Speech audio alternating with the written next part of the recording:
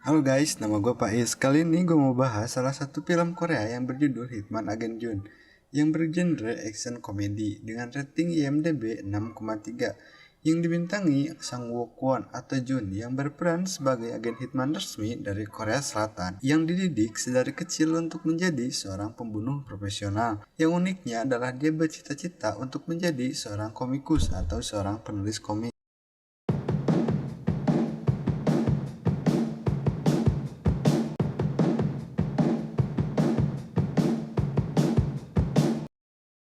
Di scene awal, kita disuguhkan dengan adegan kartun di mana ada sebuah keluarga yang terdiri dari anak, ayah, dan ibu yang sedang berkendara dengan mobil sedan ala PUBG yang akan bertabrakan dengan sebuah truk. Tapi tiba-tiba si anak mengangkat truk tersebut ke udara. Di sini ada seorang guru yang sedang menjelaskan tentang perkelahian anak muridnya yang bernama Jun kepada seorang agen hitman. Sebut saja pelatih. Dia menjelaskan bahwa Jun memukul 3 orang siswa kakak tingkatnya yang badannya jauh lebih besar dari dirinya. Dia juga menjelaskan bahwa ayah Jun adalah seorang pemenang medali perak dari Olimpiade Taekwondo dan ibunya adalah pesenam di Olimpiade. Namun, kedua orang tuanya meninggal saat tabrakan dengan truk. Jadi, di scene awal tadi adalah kejadian nyata yang menimpa si Jun, yang menyebabkan kedua orang tuanya meninggal. Dan yang selamat hanya dia. Ternyata dia sebenarnya sedang mencari anak yang memiliki bakat untuk direkrut menjadi seorang agen hitman.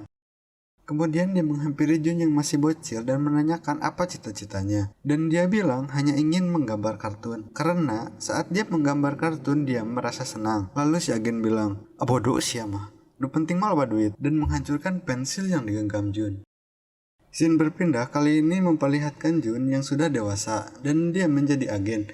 Dia mengobrak-abrik markas mafia seorang diri dan membawa bosnya ke markas pusat untuk diinterogasi. Di sini terlihat si agen pelatih yang di awal tadi sedang membicarakan seorang buronan bernama Jason yang sudah banyak melakukan pengeboman dan pembunuhan. Dia memuji agen Jun karena sudah membuat luka padanya dan membawa saudaranya untuk diinterogasi. Dan semua itu dilakukannya hanya seorang diri, solo versus squad, dan dia dinobatkan jadi agen nomor 1 di sana.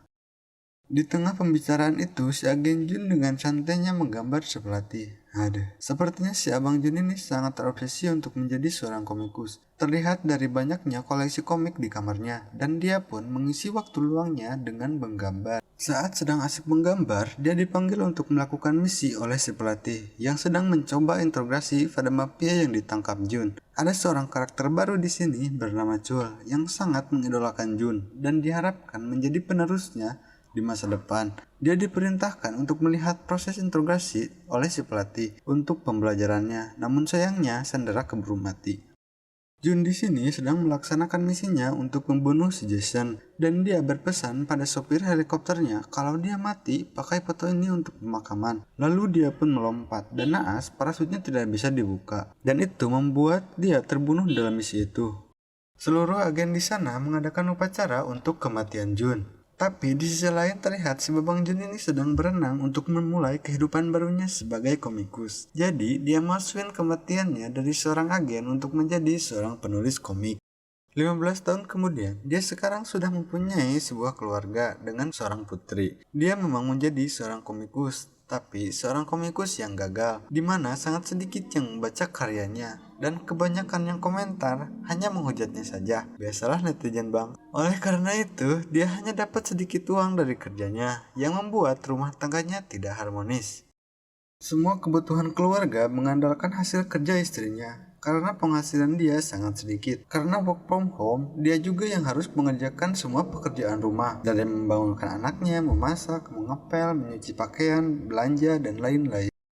Saat santai dari rutinitas, dia pun menonton TV. Tiba-tiba komiknya terbit dan dia lihat isi komentarnya hampir semua cacian.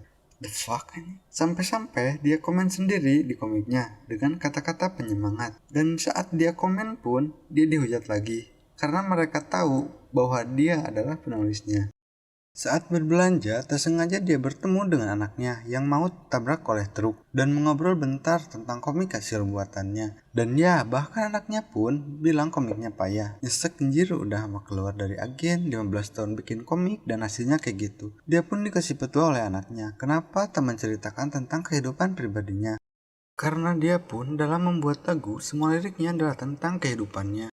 Tak lama kemudian, editornya menelpon dan bilang bahwa komiknya harus tamat di episode berikutnya. Anjir, sadis. Demi menghasilkan tambahan uang, dia pun bekerja sambilan sebagai kuli bangunan. Dan mandornya ngehe banget di sini. Bahkan sampai diludahi. Bangsat emang, kalau dia tahu siapa si Jun, gak bakal berani tuh mandor. Dan malamnya, dia pun mabuk dan ngudud untuk sejenak rehat dari rasa frustasinya sambil menonton TV. Di TV, kebetulan sedang ada tayangan seorang komikus yang sudah sukses. Dia membeli rumah dan mobil mewah dari hasil komiknya. WTF, kalau dia bisa, kenapa gue enggak? Teriaknya dalam hati si Jun. Dengan rasa itu, akhirnya dia pun mulai menulis semua perjalanan yang dilalui di Hitman, tentu saja sambil mabok, yang akan membuat top secret negara itu jadi santapan umum. Saat bangun tidur, dia pun heran. Lah kok tiba-tiba istrinya jadi baik ya? Kesurupan apa dia? Bahkan sampai masak sarapan untuk dia. Dan ternyata komiknya sudah dikirimkan ke editor, bahkan langsung diupload ke website oleh istrinya sendiri. Tamat riwayat ini mah, kata si Jun. Dia tahu dalam bahaya dan keluarganya juga kalau sampai komik ini terlihat oleh agen-agen itu.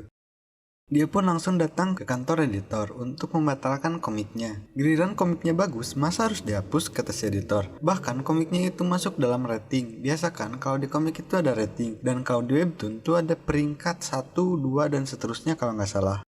No hope lah, dia pun langsung pergi ke rumahnya, lalu pergi ke sekolah anaknya untuk menjemput karena hujan. Anaknya selalu tak bawa payung, jadi kalau hujan dia harus menjemputnya. Nah, klise banget di sini. Saat dia di pinggiran jalan dengan payung hitamnya, ayah temannya datang dan menjemput dengan pakaian rapi dan mobil mewah. Dan temannya bilang bahwa dia baru saja dibelikan PR oleh ayahnya. Nyesek, John. Ditemani gemericik hujan, dia pun berjalan ke rumahnya dengan penuh kesedihan. Dan buru-buru nyaitan pakaian karena basah kehujanan. Dan tak sengaja menemukan buku anaknya yang berisi tentang lagu buatannya sendiri. Yang isinya tentang uang. Kalian harus nonton, sad banget di sini. Dan dia pun mulai muhasabah. Kalau komiknya diteruskan, dia bakalan mati dikejar Interpol. Karena itu rahasia negara. Tapi komiknya udah laris manis di pasaran. Ah shit, sekarang atau nanti mati sama aja, kata si Babang Jun. Dan dia pun akhirnya melanjutkan komiknya. Di komik berikutnya, dia menceritakan tentang misi solonya mengejar buronan bernama Jason. Di komik itu diceritakan bahwa si Jason udah meninggal karena kebakaran, tapi kenyataannya belum. Dan komiknya pun laris manis di pasaran. Dan akhirnya dia bisa memberikan piano yang diidam-idamkan oleh anaknya. Namun kebahagiaan itu tak berlangsung lama. Tiba-tiba ada yang neror situs pemerintahan. Dan itu membuat pelatih yang merekrut si Jun melacak dan datang ke tempat komputer itu. Dan ternyata itu dilakukan di sebuah warnet dan pelakunya hanya seorang bocil yang iseng. Dan bocil itu menceritakan tentang keagenan yang sifatnya sangat rahasia. Otomatis dia pun kaget. Dari mana bocilnya tahu? Dan bocil itu cerita dia tahu dari komik yang sedang populer. Setelah kejadian itu, jajaran pimpinan agen langsung rapat bahas tentang komik itu. Dan dibicarakan bahwa tim SHIELD yaitu nama tim agen Jun telah lama dibubarkan dan informasi itu sangat rahasia. Bahkan di jajaran pimpinan ada yang nggak tahu. Tapi kok bisa rahasia itu bisa bocor ke warga sipil? Dari rapat itu menuju ke satu nama, yaitu agen Jun yang dinyatakan mati 15 tahun yang lalu dalam sebuah misi, tapi mayatnya tidak pernah ditemukan. Dan mereka memutuskan untuk mencari tahu tentang penulis dari komik itu sebelum media memperdalam tentang komik online itu. Di scene ini ada dede-dede gemes lagi godain agen yang sedang menyamar jadi gembel. Dan agen itu ternyata agen Chul yang dulu ngefans sama si Jun. Dia diberhentikan dari misi menyamarnya itu untuk misi yang baru, yaitu melacak keberadaan penulis komik. Tak lama dia pun langsung masuk ke kantor editor dan memaksa dia untuk memberikan kontak dan alamat dari penulis. Dengan beberapa tindak kekerasan, dia pun akhirnya memberikan informasi itu dan mendatangi Jun yang sedang nguli. Si Jun pun sadar dan langsung pergi ke WC. Dan terjadilah perkelahian antara mereka dan dimenangkan oleh si Jun tentunya. Singkat cerita, dia pun menelpon istrinya yang sedang mengajar untuk kabur ke luar negeri. Tapi istrinya tidak menganggapnya serius. Si Jun pun panik dan pergi ke rumah untuk mengambil sisa tabungannya. Tapi sayangnya agen-agen itu sudah mengepung rumahnya dan akhirnya berhasil membawanya ke kantor untuk diinterogasi. Dan sekarang giliran si Jason yang mendatangi kantor editornya untuk menanyakan hal yang sama, yaitu tentang si Jun. Scene berganti lagi ke si Babang Jun yang sedang diinterogasi. Di sini, si Chul menjelaskan bahwa proyek Tim Shield telah berakhir sesaat agen Jun menghilang. Dan pelatih yang dulu menghajar si Jun dan menanyai kenapa dia membuat komik itu. Ini adalah jalan ninjaku, kata si Babang Jun.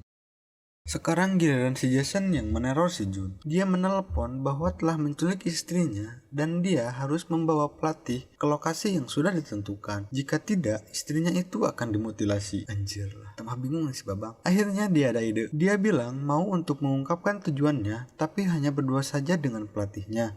Saat pelatihnya ngudud, dia pun meminta sebat. Dan kemudian menjedor kepala pelatihnya, lalu melepas borgol dan menyandera pelatihnya untuk dibawa ke lokasi si Jason. Akhirnya adegan kejar-kejaran pun tak terhindarkan, dan setiap yang membutuhkan si Jun, dia lumpuhkan.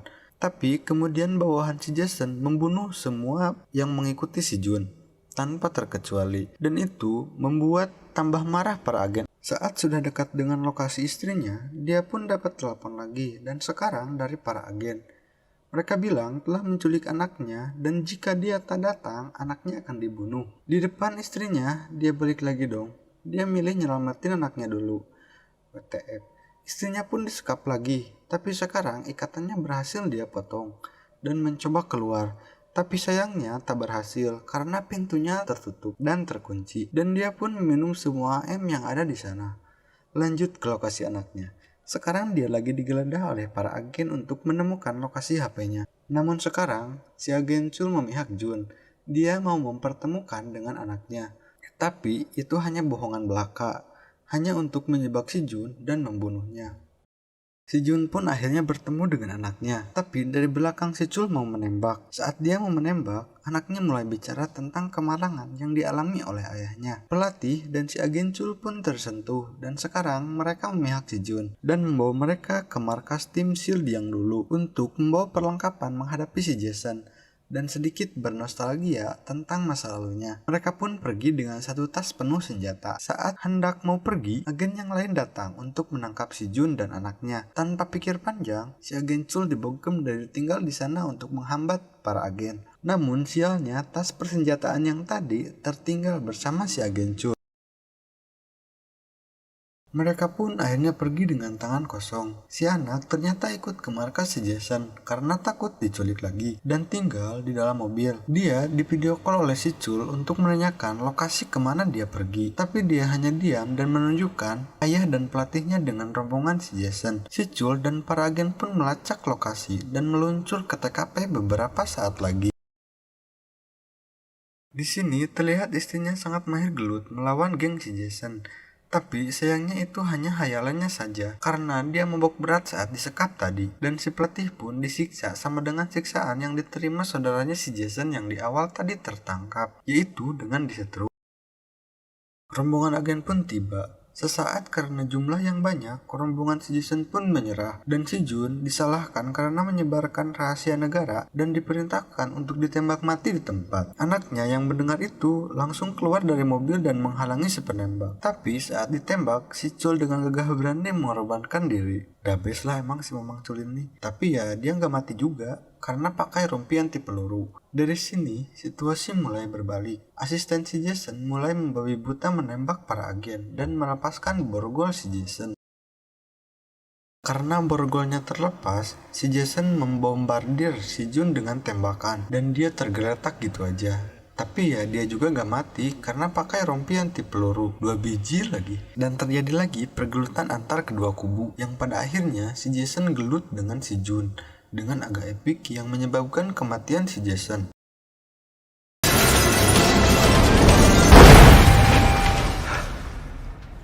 Di akhir scene, ternyata si Babang Jun masih menjadi komikus dan tidak dihukum. Dia menuliskan bahwa semua tokoh dan cerita dalam komik itu hanyalah fiksi. Dan si Chul menyarankan bahwa sebaiknya dia bergabung ke agenan lagi. Tapi keluarganya mendukung si Babang untuk menjadi komikus aja. Dan dia pun setuju untuk melanjutkan cita-citanya itu. Dan film pun tamat.